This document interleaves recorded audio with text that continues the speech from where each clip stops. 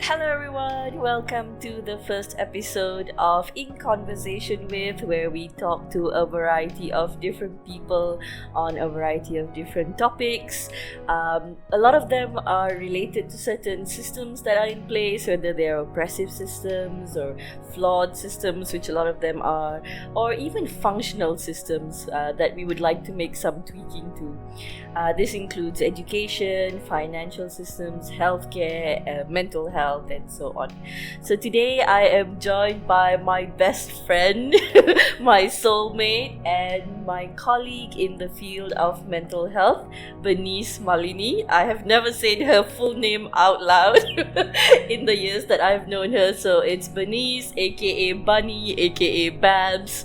And so Babs, please introduce yourself. Hi. Nisha, this feels so weird calling you Nisha. I call you babe. Mm-hmm. But yes, for the sake of this interview, we will go by our names. Our government names, yeah. So I'm Bernice, as I mentioned, and I'm a registered licensed counsellor with the Malaysian Board of Counsellors.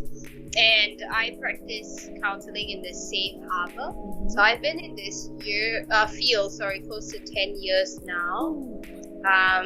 So I'm very excited to have this conversation with Nisha today. Okay. Perhaps you can call me whatever you want. You don't have to call me Nisha. It's like every time you call me Nisha, I'm like, But yeah. Udat. Okay, so just to give everyone a little bit of context or background to us, I think we met in, what year was it about? It was 2016? 2015. Oh yeah, end of 2015, yeah. Yeah, end of 2015 Yeah. in our university in US. Now we were doing our masters in counseling. Yes. I would say that is the most wonderful few years of my life, and I think meeting you has been the best thing ever happened to me. I can't cry on camera. Likewise, babe. Basically how we met was the first day of intake or orientation itself. So how it goes is you apply to this course called the Masters in Counseling and at the University Science Malaysia, based in Penang in Malaysia. And so what happens is they go through their own processes and they cut down people who they think not appropriate. I don't know how they make that decision, but yeah, they do that decision first, and then they call a bunch of us back for interviews, right? And then so we go for the interviews, and then there is some testing done, and they talk to you, and I suppose they want to see how comfortable you are talking to people, what your background is, and so on. So we met on the day of the interview itself. I tell this story so many times. I don't usually go up to people and make friends. I kind of just hang back, which is not a good thing. But basically, I saw Bernice there, I saw Bunny there, and she was reading. So this was the most, it was a very stressful situation, and everyone was kind of running around, and nobody knew if they were going to get picked because they're quite brutal with their interviews. They cut down to half or less than half. So everybody was worried, and here was this person in the corner reading, and she was completely lost to the world. She was in her own world, and I was so interested by you, and you had such a nice, I don't know, I hate using this word, but vibe. You had a nice vibe. And so I went up to Bunny and I asked the most intelligent question in the world while seeing her reading from her Kindle. I asked her, "Hey, is that a Kindle?" So that was how we became friends. I asked her what she was reading. I can't remember what you were reading. And do you remember? I don't remember, funnily enough, for such an pivotal moment in my life as if meeting you, not reading a Kindle. And I don't remember what I was reading, but I will always be so grateful to meeting you Same. So yeah, we've been friends ever since, and yeah, those, like you said just now, it was the best, some of the best years of our life, but also some of the most stressful years of our lives, because I think it really pushed us to the very limits of our being, financially, physically, emotionally, everything. So yeah, Yeah, yeah. very great. Yeah, so we had classes in the evening. So people who took it part time, like I took it part time, whereas Bernice took it full time. So you finished in a year and a half, right? Mm. 2 years, 2 years, 2 years, yeah. So whereas I finished it in 3 years. So you take classes in the evening, and it goes up till 10 o'clock, 10 p.m. And by the time you get home, you're like dried out fish. So yeah, so that was the background of how we met, and we've become best friends ever since. And yeah, so here we are now. So a little bit about what's happening now is I am not currently practicing, whereas Bunny is. You mentioned that you're practicing at the Safe Harbor. So tell us a little bit about what kind of cases you deal with in your counseling sessions, or how often do clients come to you and things like that.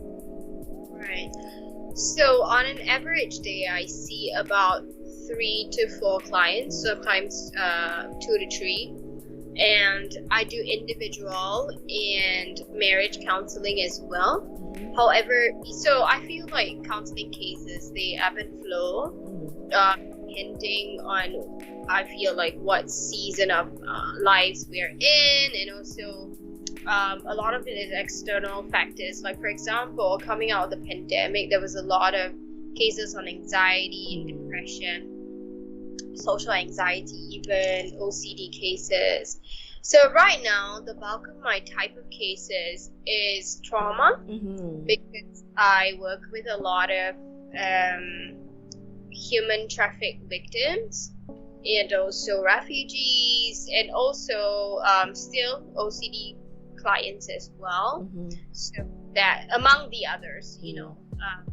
But yeah, that's the bulk of the type of my cases for now. All right.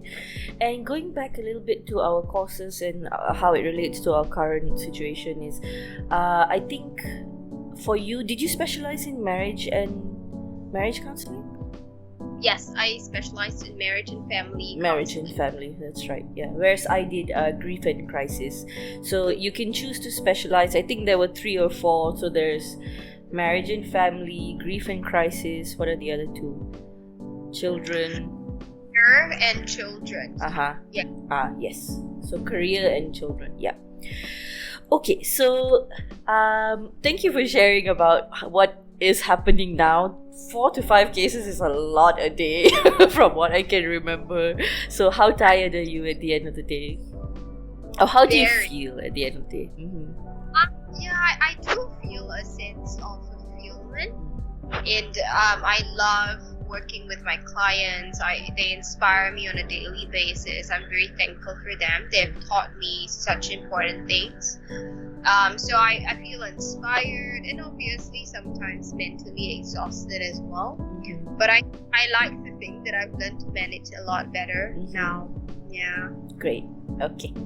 Okay, so we rewind a little bit, babe. We go back to education, because I want people to kind of understand if they decide to choose to become a counselor. I don't know why you would do that, but no, I'm joking. It's a good job. If you decide to become a counselor, maybe we can share a little bit about what led us to this field. So for me personally, it was how can I say this without sounding selfish? But I think I was always curious about psychology, about as big as this sounds, about the human mind. So I've always been curious about that, but I wanted to understand it. I didn't just want to do psychology theoretically, because you can do that just as a course. I wanted to have something a bit more practical, and you can either become a clinical psychologist or you can become a counselor, and that gives you, they train you in the practical skills as well, and you have a license to counsel. Whereas if you don't do this course, if you just take psychology, you cannot counsel in Malaysia, and you cannot call yourself a counselor. And then, of course, there are the psychiatrists who are medical doctors who go through their medical course and then they decide to become psychiatrists. So, what about you, Babs? What led you to pursue this field or this job? Right. I have a very anticlimactic Those are the best. to it. It was a matter of elimination. I can't count.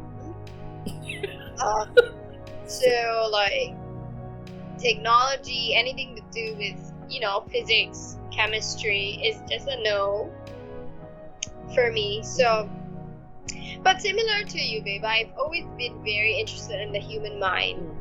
And I think people inspire me in the sense that we have the very best and sometimes the very worst of human nature. And I'm just very interested to understand why the deviation. And so that's why through two things. One, elimination. And then two, like, okay, an interest in how the human mind works. Yeah. So a bit of a push and pull as well. Yeah. Push from the other field, like we don't want you, you're too dumb for us. or so they assume. But yeah. Alright. And what about the education process, Babs? So you did it full time. So what do you remember the courses, like how many courses there were per semester? And can you just walk us through that a little bit? Sure. So for the first semester, in the beginning, there were 6 subjects. I think so. So I took 6 subjects, and that was pretty much every single evening to night time. And on one day, I would have 2 subjects. So that's not including the tutorial sessions.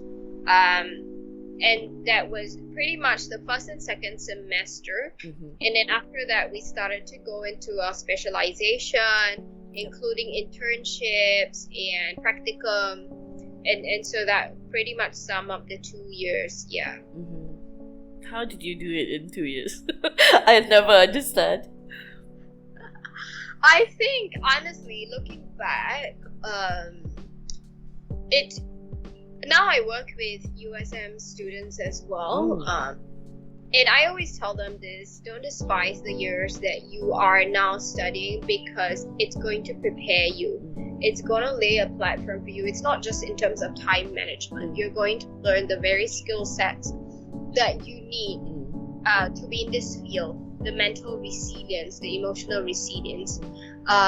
So I look back on these years with awe and also appreciation of how much resilience I've developed over the years. It's insane. I can say that, like, even I told some of my friends, I will see you after 2 years. Because I did not have a social life. I had very little sleep. On hindsight, though, looking back, I would probably not rush the process, but to take time to really kind of soak it in. I think learning has always been very enjoyable for me. So I would tell myself to kind of like just really take the time to soak in all that I'm learning. Yeah, I agree. Even doing it part-time, so I worked during the days and then I came to class in the evenings, and I always felt, even doing it part-time, I didn't do 6 subjects a semester. I think I did 2 or 3 per semester. And then, of course, we went to practicum and thesis writing and internship.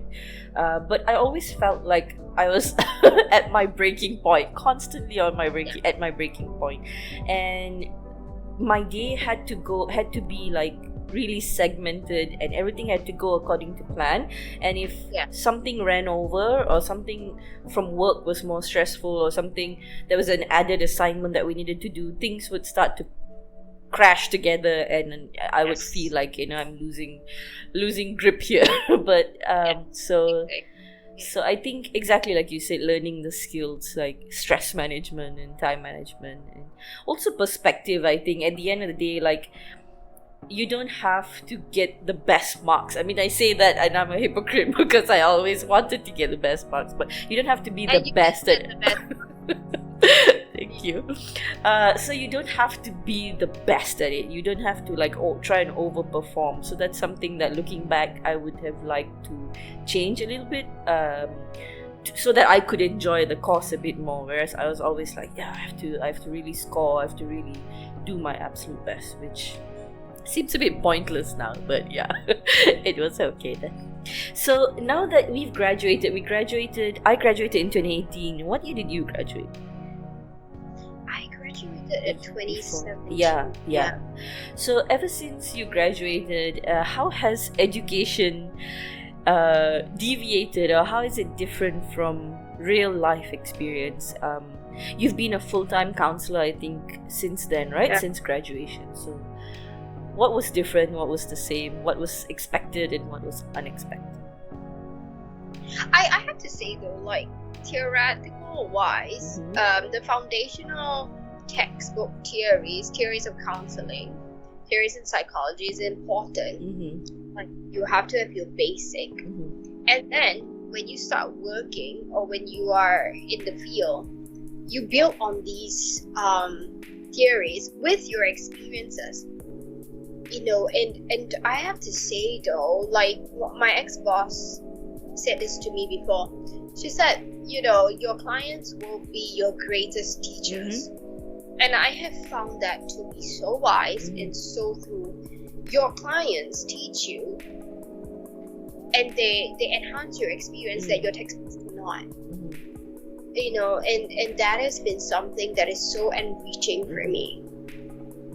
Yeah. I'm inspired. There's like I feel like there's a soul in each and every one of us, obviously, right? And it's your clients breathe life that your textbook cannot. You know, that's true. Stored behind it crystallizes your theoretical knowledge, if that makes sense. Yeah, absolutely. Yeah, I remember going into it. One concern I always had was I wouldn't be able to separate myself from the clients. Like this objectivity that was a thing that they tried to hone. I wouldn't say they forced you to have this skill, but they tried to hone the skill of objectivity. Going into the course, I always thought that how can you be objective? Like, you know, do you have to leave your humanity at the door? When you see your client, you're like, okay, time's up. Thanks for telling me that you're about to kill yourself, but we'll continue this conversation next week. So that kind of thing. Going into it, I was always wondering, like, that was my issue. That was something I had to overcome, being either getting too close to my clients or being a bit too, not dependent, but wanting to take it beyond that, just the counseling thing. Because you can't just, I thought you can't just like draw a line and say, okay, this is what we're talking about. We are not going to be talking about all your other issues. We're not going to be talking about your childhood because you came into here this session wanting to deal with, you know, an OCD issue that you have. But you can't have that. You can't have that objectivity set in stone. So I think in our education, in our training, they trained us to have these skills, and real life experience, like you said, kind of crystallized it, it let us find our way around it as well. Yeah. I feel, you know, personally, objectivity helps us to do our job. However, we need to understand that being in this field requires a higher moral calling, and sometimes you have to take strong moral stance. You know, and that's when you have to understand that your job requires a human being. You know, and that's I feel like that's why it's called the healing profession as well. Yeah, and I think that's important to remember. And another thing that came up as you were talking was, it reminded me of this whole, and in psychology we call it transference, counter-transference, is when basically, in a nutshell, you as the counselor coming into the session and bringing your own issues into it, your own schema, your own beliefs and understanding, and counter-transference when the client does that to you. Or have I flipped it around? Did I get it right? It's one of those two. Whereas counter-transference is when you are absorbing too much of the client's schema and worldview, and you're not maintaining that, like we talked about, objectivity. So that was that transference, counter-transference thing. It was a term and it was a skill when we were studying, whereas when we were practicing, it was something that came naturally more and more as we maneuvered our way around real world cases. Yeah.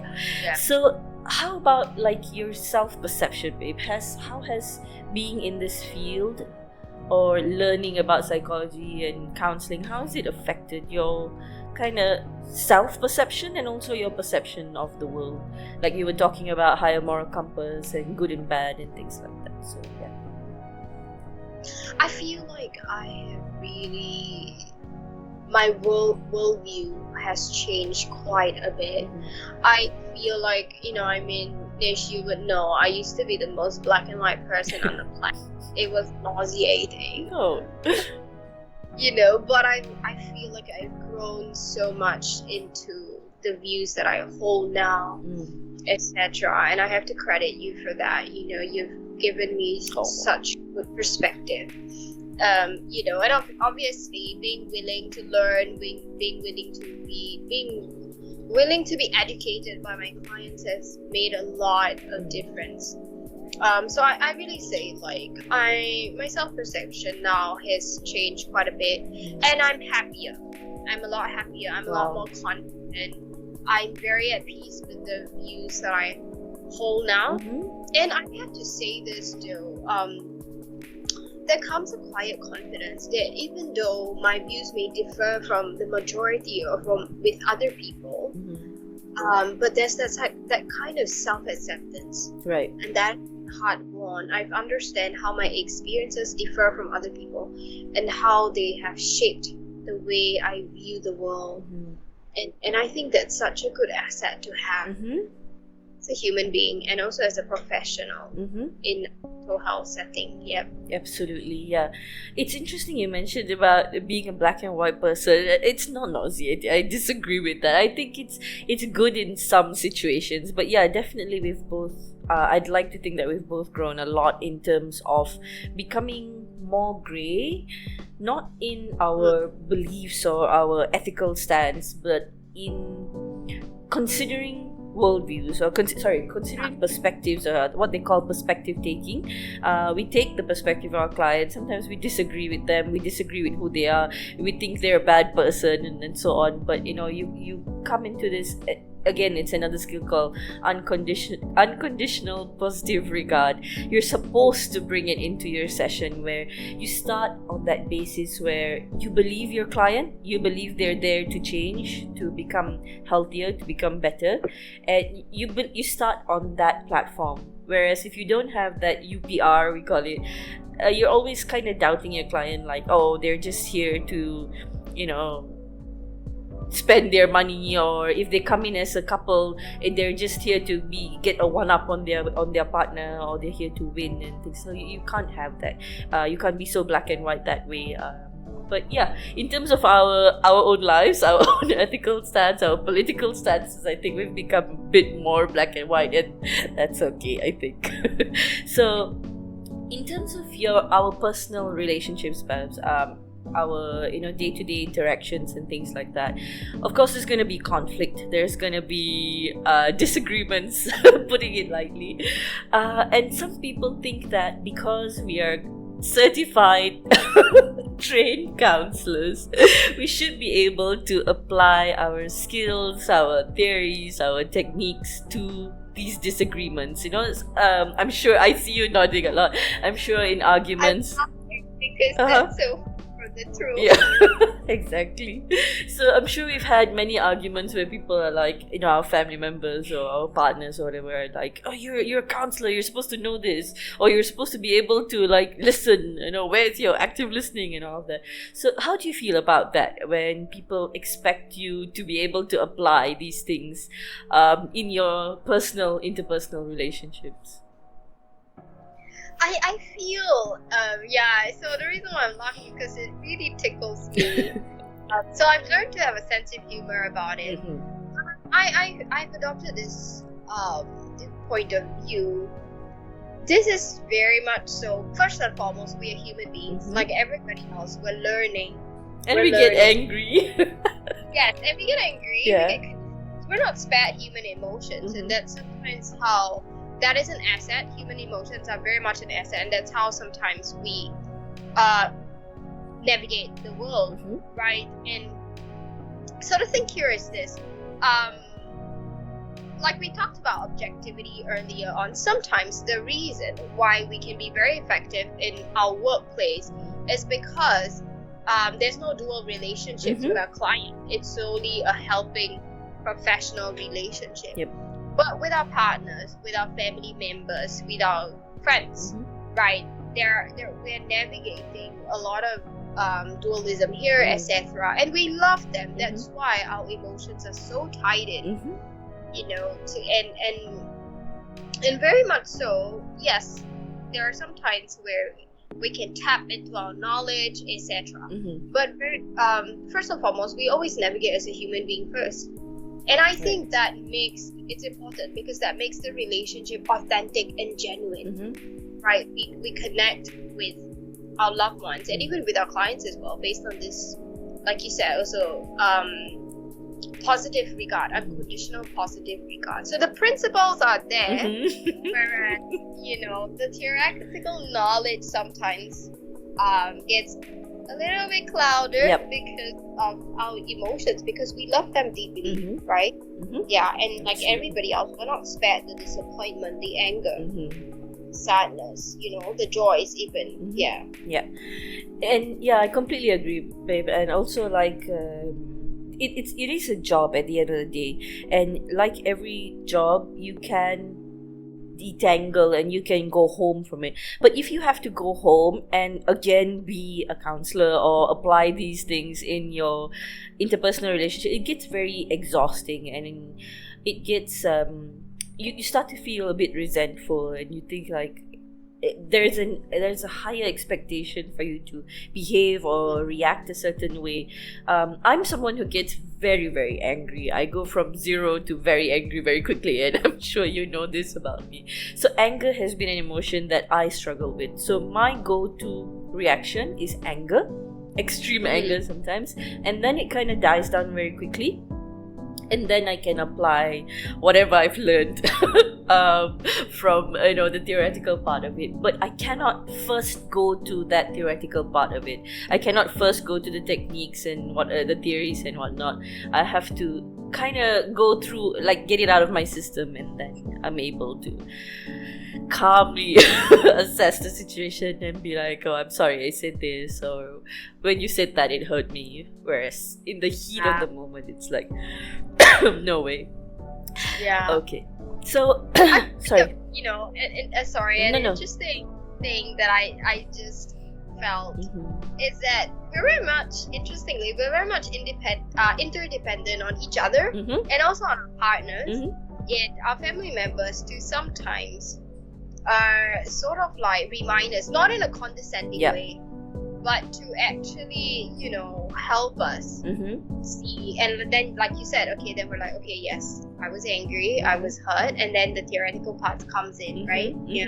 Yeah, just to share like a story in the beginning, when we were still in school, in uni, and training to be a counselor, I don't know, I didn't do it consciously, but I think I kind of gave off this vibe, again there's that word, I gave off this air that maybe I was a bit judgy, because I have a resting bitch face anyway, but maybe I was a bit judgy. But I would meet friends, not necessarily close friends, but like acquaintances, and I remember conversations where they didn't know me deeply, where, you know, I would ask them, how are you doing, and then if they would share with me, I would pick up certain things and be like, okay, can you tell me more about this, or you know, how does that make you feel?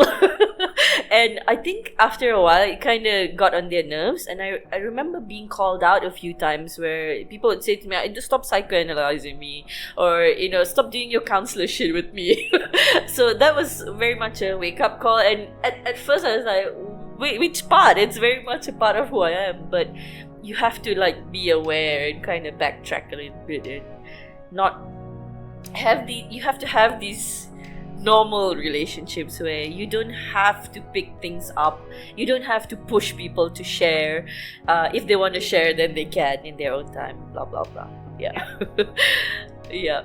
Okay, so now let's talk about maybe our frustrations or the challenges that we face, things that make us unhappy about operating within this field, or maybe being counselors within these systems, for example, religious systems or education or economic issues and so on. So, okay, let me give you the context of this question. Basically, where I am now is I've stopped practicing because I lost my job as a counselor. There was a long story there. They couldn't afford to keep me anymore, and basically it's like a known thing where if you decide to be a counselor, you earn peanuts. We earn peanuts as counselors, especially if you're with an NGO or your own kind of practice. If you're with a private practice or with a private hospital, then you have the chance to earn a lot of money. But that's not the path that both of us have chosen. We chose a different path, and therefore we were always struggling, and that always frustrated me a lot. Like this, we shouldn't we're counseling people on how to navigate their way around these systems, people who have gone bankrupt, people who have face all these difficult economic situations, and then we go back and we're at the threat of bankruptcy, or we're dealing with our own issues as well. So the economic issue or the financial kind of burden that it placed on us made me think that there's a lot of things that we struggle with or we're frustrated with. So can you share things that frustrate you operating as a counselor? I think you nailed it, babe, by saying a lot of it has to do with finances or the lack of it. Mm-hmm. You're going to this field thinking that you're going to make a lot of money. Mm-hmm. It is not true. Because unfortunately, you have to weigh between wanting to reach far and wide, excuse me, wanting to reach far and wide and money. Mm-hmm. So it's especially if you're starting out in first place, it's very difficult to be earning a decent amount of money. I'm not saying that don't get us wrong, it's not like we're asking for a lot of money, but we're talking even meeting basic needs is a struggle. Yep, absolutely. Right? Let's put this into context with what we are making now. There is no way we can own a house on our own, right? Because living expenses in Penang especially is very expensive. So that's one thing, right? And I think if we're talking about gaps in the industry, in this mental health industry, again, I take this as very much, I see this, it is challenging. However, that also means there is the added challenge of filling in the gaps, which can be exciting, right? Because when you're trying to grow a baby, it's so exciting, and pioneering work is challenging, but it can be very rewarding as well. So what I'm talking about is like Malaysia's mental health in Malaysia is still very much in its infant stages. What we're talking about is building networks, building teams, supervising supervisors, peer support, case managers, etc. Working together as a team is very much still in its infant stages. And then we're also talking about what was the other thing that I wanted to touch on? One very important factor that I feel that we can learn a lot is the research that goes in. There's still a lot of room for that. Again, it is a good stage to be in, because then there's opportunities to grow the field. Right? So, but I guess these are the main two things that I sort of like can think about. Ways, I think we have to be very practical here. When it's like the Maslow hierarchy of needs, right? When your basic needs are met, then you go up the hierarchy and be like the pyramid and be like, okay, time to self-actualize. Exactly. It's via research, knowledge, policy making. I feel like it's very interesting how policymakers can also, I think this is one of the gaps Mhm. in our field as well, policymakers can actually consult those in the mental health based on research done. Okay, how do we best implement a certain policy to Mhm. increase the standard of living, Yep. in Malaysia? And so I'll be very excited to see that being done Mhm. in my lifetime. Yeah. Absolutely agree. Yeah. Also because as part of being a licensed counselor, every 2 years you need to pay a certain amount of money, and within those 2 years you have to have X number of cases and X number of hours, as well as attending courses. They call it continual professional development, CPD points. So they expect this from you, but I feel that they don't quite give back as much. They don't ensure that you have jobs. For one position as a counselor, there are 10 counselors waiting for that same position, for that same opening. So there's not enough jobs, and everybody keeps saying, oh, mental health is such an important field, it's such a vital thing, but there are no jobs, there are no The rubber openings. has to meet the road. Yeah. Yes, exactly. So they don't ensure that there are enough jobs. It's very difficult to get jobs. It's very difficult to, like you say, ensure that your very basic rings of Maslow's hierarchy are fulfilled. So you're constantly clambering, you're constantly playing catch up, and that makes it very difficult for you to enjoy this field. And there's this also perception where people are like, oh, you chose this field, you should. It's like the struggling artist, the myth of the struggling artist. Oh, if you're struggling, then you're doing a good job. If you're struggling as a mental health counselor, psychologist, then that means you're doing a good job. It's absolute bullshit, because you shouldn't have to struggle with the very basic things, financially, emotionally, whatever, psychologically, job wise, career wise. If it is such a vital field, there's always that gap between people telling me or telling us that, oh, it's great what you're doing, it's so noble, and we really need people like this, and the actual real life situation. The other gap is also the situation, for example, in the capital, Kuala Lumpur, versus here where we are, Penang.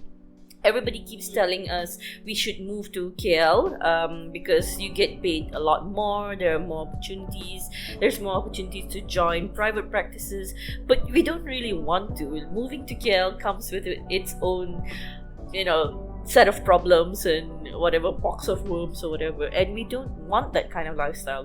And surely there are people who are mentally ill here who need mental help here. Why is it that for us to be able to support our lifestyle, we move where the money is, and we're like, good luck, people of Penang, or whoever's in Penang, we have to go where it pays better. So that has been really frustrating.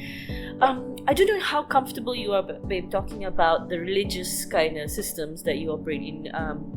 Has there been any kind of frustrations, or not frustrations, but challenges that you have working as a counselor, and maybe dealing with your faith, or dealing with people within the faith who have certain expectations or certain perspectives on how you should function, especially with you as a marriage counselor or relationship counselor? Is there a pressure to keep couples together or not? So yeah, anything you want to share about that? So I have to say that just now I touched a little bit on like self-perception, Mm-hmm. and how I've really grown in that area. Mm-hmm. And some people obviously might not agree Mm-hmm. that, or might not actually call it growth. But I feel like I always tell my clients who are in the medical field, regardless of whatever faith you subscribe to, Yep. you need to have an explanation for yourself on the theology of suffering and pain. It doesn't matter what faith you subscribe to, but you're gonna need it. You're gonna, because we work very closely with people who suffer, Mhm. right, and who are in pain. How do you what kind of explanations do you give yourself? Mm-hmm. Does God care about us? Mm-hmm. Is Oh, that's so there higher- interesting. Yeah. Right? Is there a higher being? Mhm. What is there purpose to this suffering? These are questions that to a certain extent we need answers to. And so I feel, okay, so I think it's important to constantly examine these beliefs I think it's an ongoing personal process that we do, and we add data when we can. So, and I think what I would say to myself is that these things can change. Be open to that, be open to your faith changing, and give yourself a chance to grow. So that's what I would say with regards to kind of religion and faith. And I think first and most importantly, number two, it's always important to keep on learning from your clients. They might have a different set of beliefs. They come in here and see it as an education process. It is a guarantee your beliefs and your clients' beliefs will differ greatly. Be open to learning, be open to accepting, And I think first and foremost here, it's important, number three, regardless of how much your religion can differ or your belief system can differ, it does not have to be controversial. Why? The common ground is this.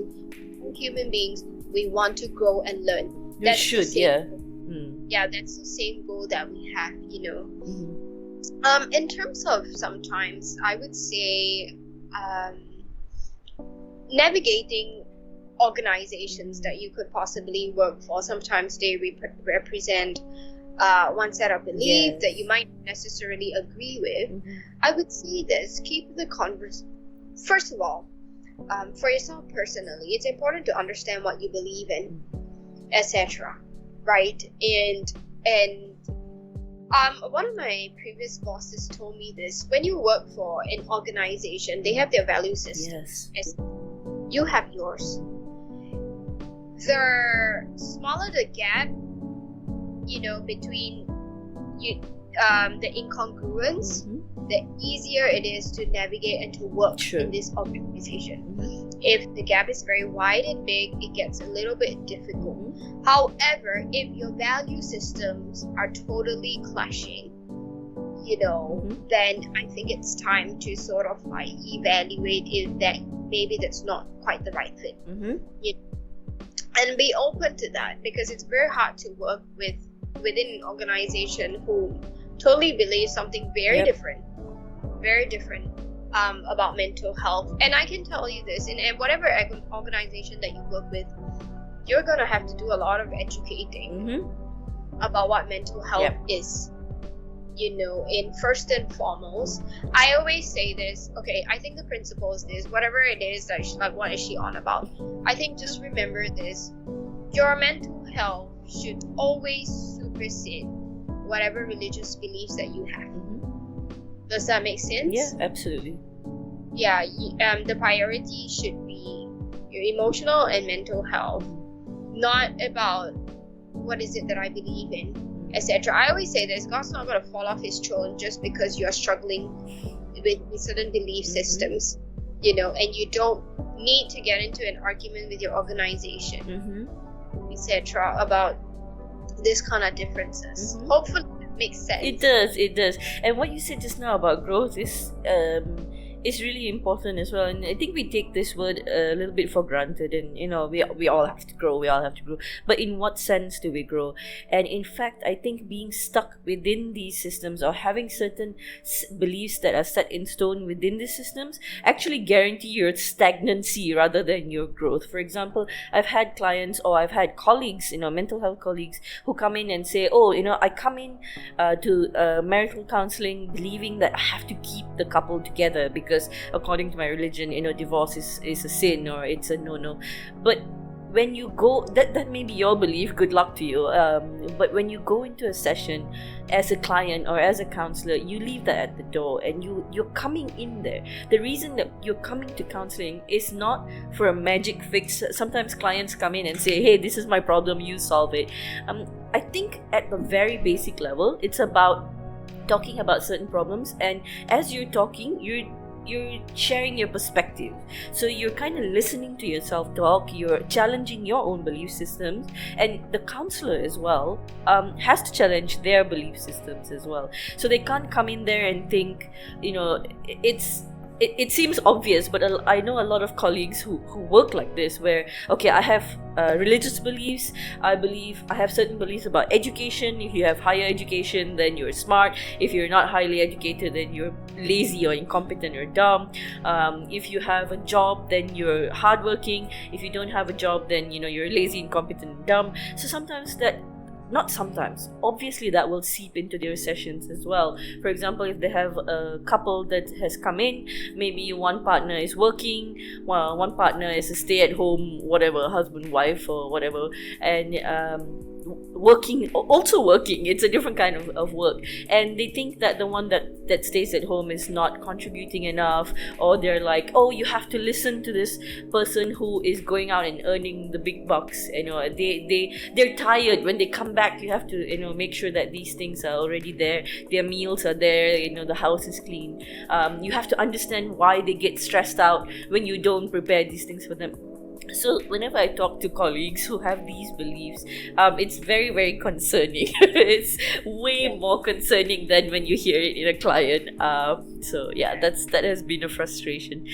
In terms of limitations, babe, this is again something that we had brought up or challenged a lot when we were studying, to constantly be aware of our professional and personal limitations. So in your case, would you be comfortable sharing if there are any kind of cases or disorders or problems that you don't want to take on or can't take on? I think if I may share a very personal story, for when I first started out in my practice, I wish I knew that regarding belief systems, So I was very young and early in this field, and I remember that I was given a referral to do a mediation between a couple. And so actually this couple had already gone to a lawyer, and because lawyers, they are actually bound ethically to kind of give an option of mediation, for less severe cases. And so this couple arrived at my door, and for first few sessions, I really tried to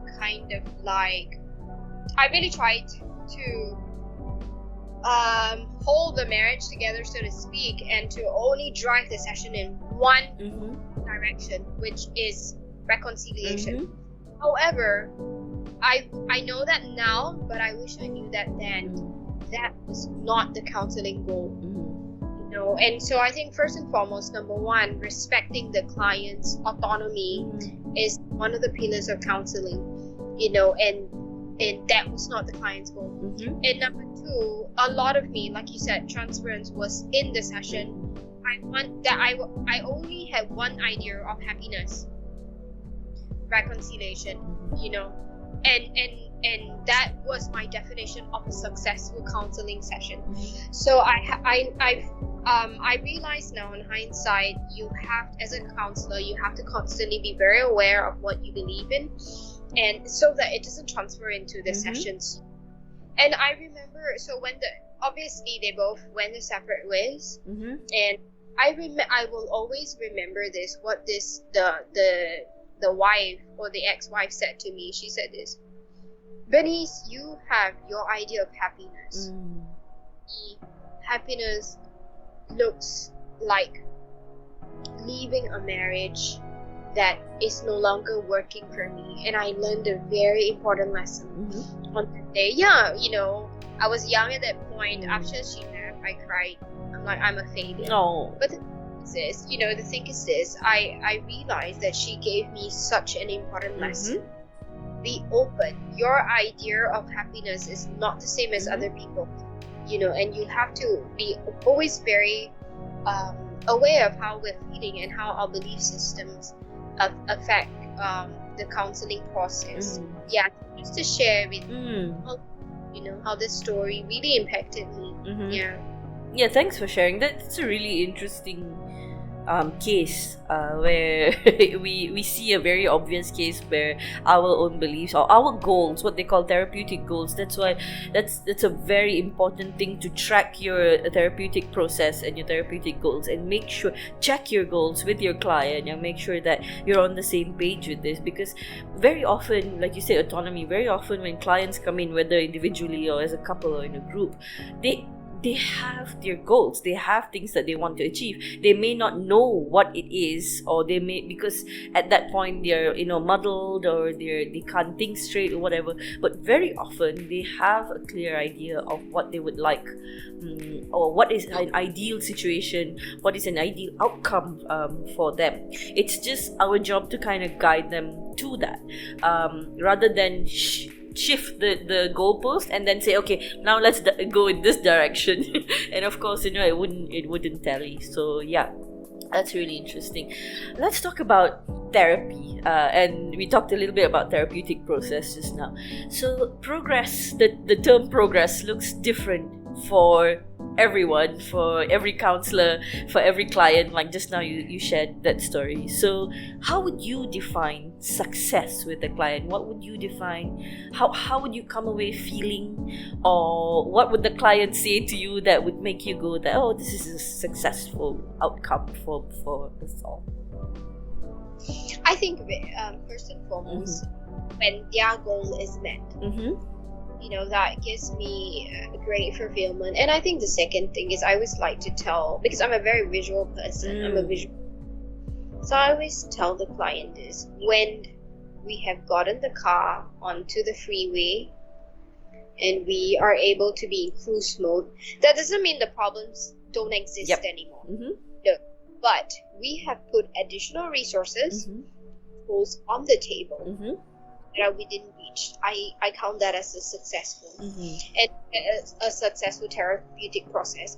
And I think the third thing is that the rapport is strong and solid, and there's unconditional support and regard for each other. I count that as a great success too. So I think these three things for me that are in place. That's really interesting. Yeah. As for me, I think it has again changed a little bit. Before, it used to be at the end of a session.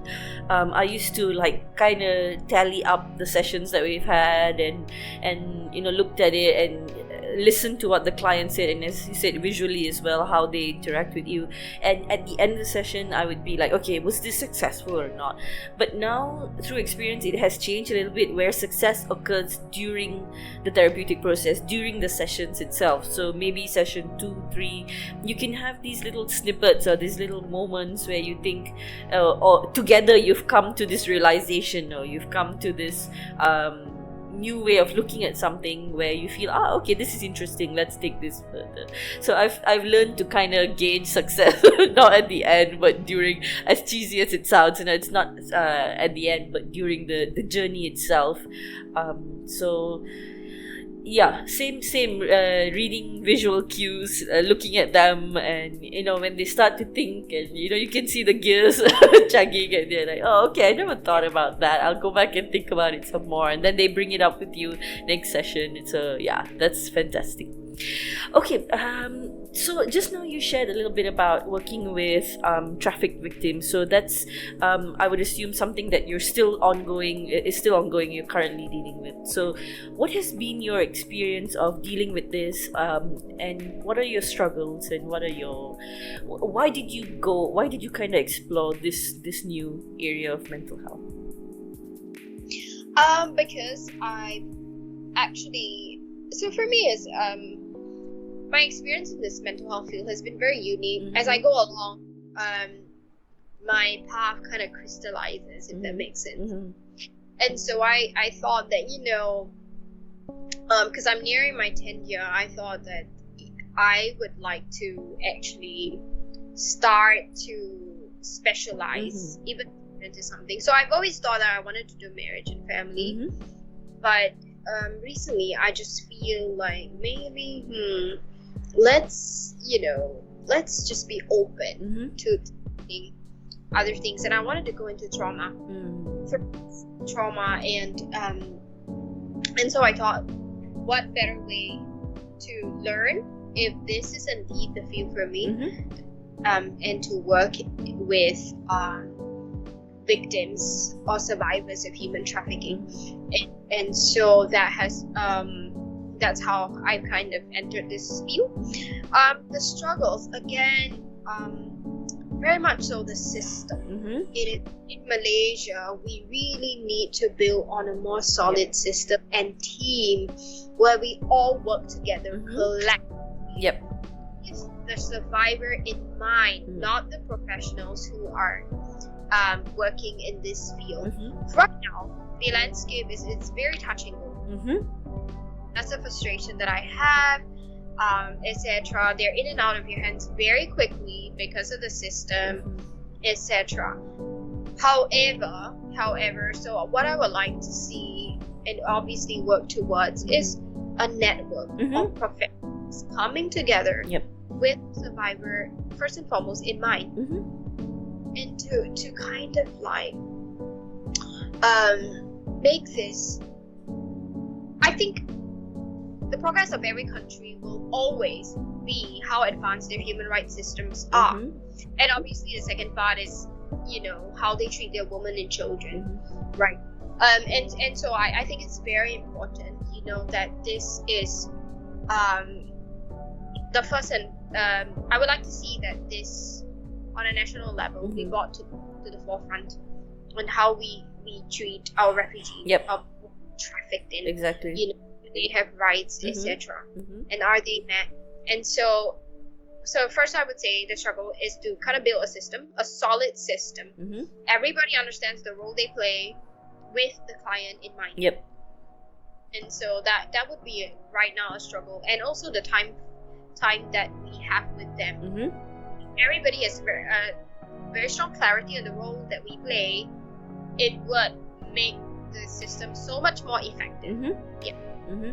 So I think there's definitely a lack of, firstly, in terms of the system, there's a lack of recognition or acceptance or acknowledgement that there are these problems. Like, I think in terms of the Malaysian context, like you mentioned just now, refugees, migrant workers, people who have been trafficked, people who have been brought here to work, indentured servitude, sex workers, LGBT. These are all the invisible groups that most of these systems would rather forget that they exist, or not talk about them altogether. So there's a very big gap between, I mean, it'll take us ages to get there, of course, but for these systems to acknowledge that this is what is needed. So currently what's happening is we as mental health providers, as allied health providers, as whatever, they are trying to kind of form their own connections and saying, okay, we have to shape this chain where everybody is able to provide, you know, a certain kind of service to the client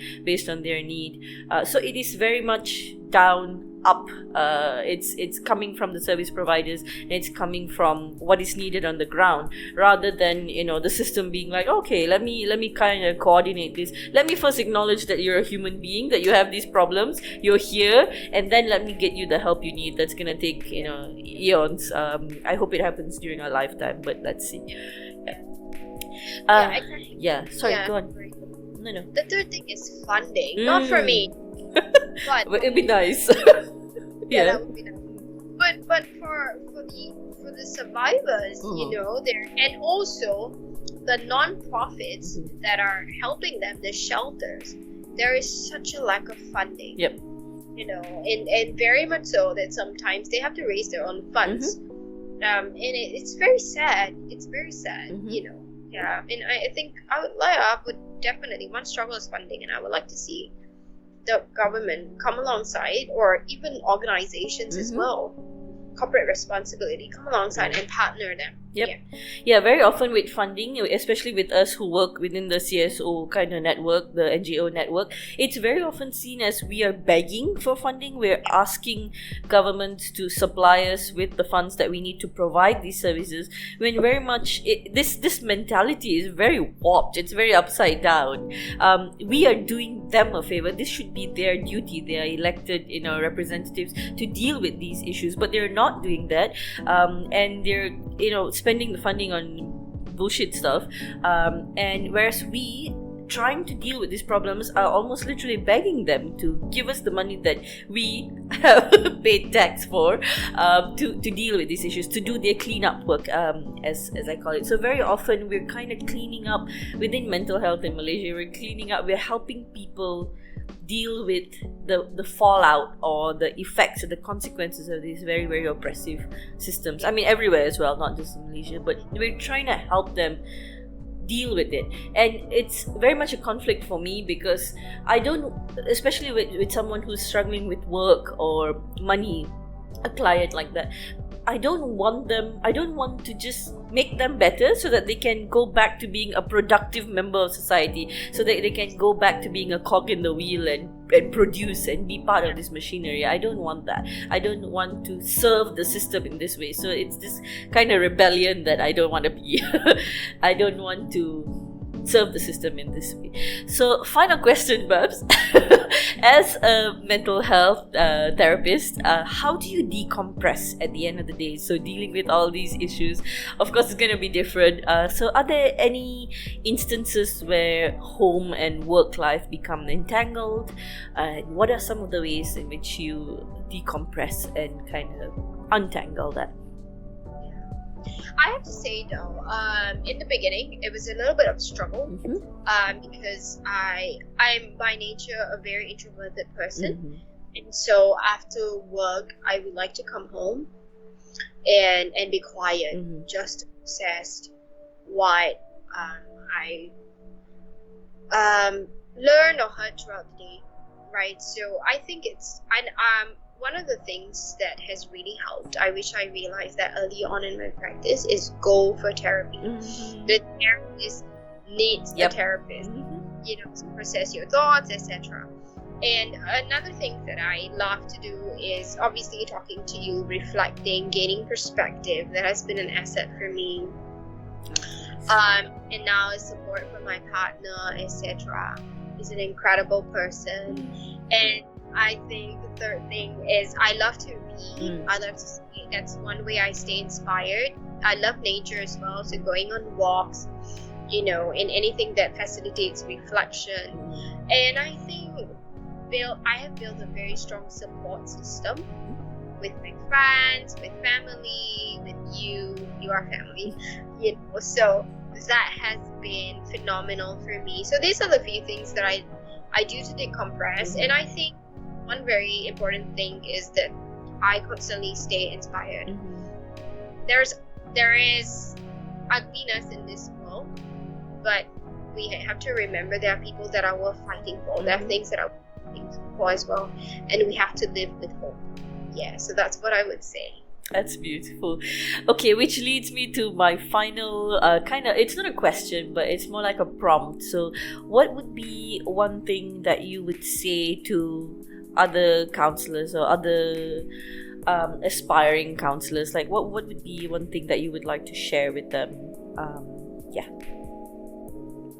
I would say this. There are obvious struggles being in this field.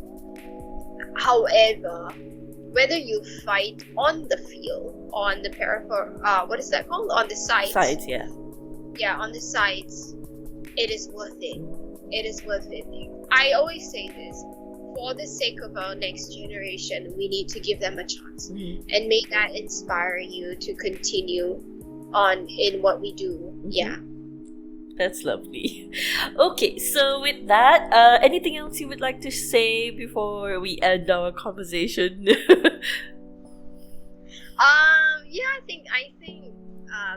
I think basically stay inspired. You are, even when you are studying, whether you are a to-be counselor or you're already a counselor or you're a therapist, etc.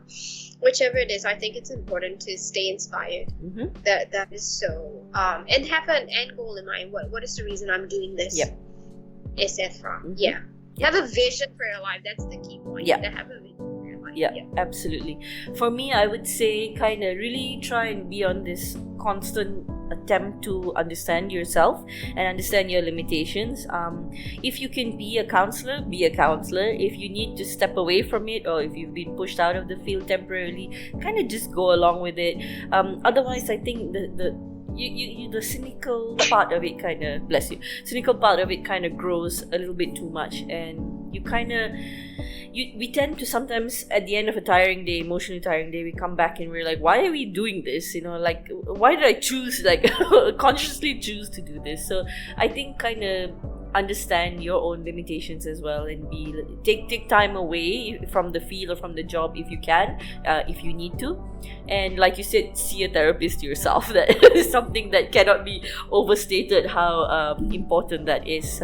We both have had that experience, and it has been I love what you said. I feel like everything in life ebbs and flows, and there's a rhythm to life, and I think sometimes we're so much more happier when we don't resist that rhythm, and we kind of flow along with it. For example, whether you are in this field or out of this field for a while, it's important to keep in mind nothing is permanent in life, and that's the beauty of it. Yeah. Yep. Yeah, very well put. Okay, then with that, I think we can end our conversation. So this has been In Conversation with Bernice Malini, a practicing trained licensed counselor within the field of mental health. Thank you so much for talking to me. This has been, as usual, a huge pleasure. And as for the audience, if you have any questions that you would like to ask us, and if it doesn't contradict any confidentiality rules, or it doesn't share too much information about our clients, we would love to answer those questions. So post them in the comments down below, and we will try and get back to you on that. So once again, thank you so much. Have a great day, babe. Love you so much. Love you so much too. Bye. Hey. Hey, thanks for watching the video. If you'd like to, and if you're able to support us in creating more content, as well as taking care of our very sizable feline family, please consider donating to Align Left through Ko-fi. Link in the description. Thank you.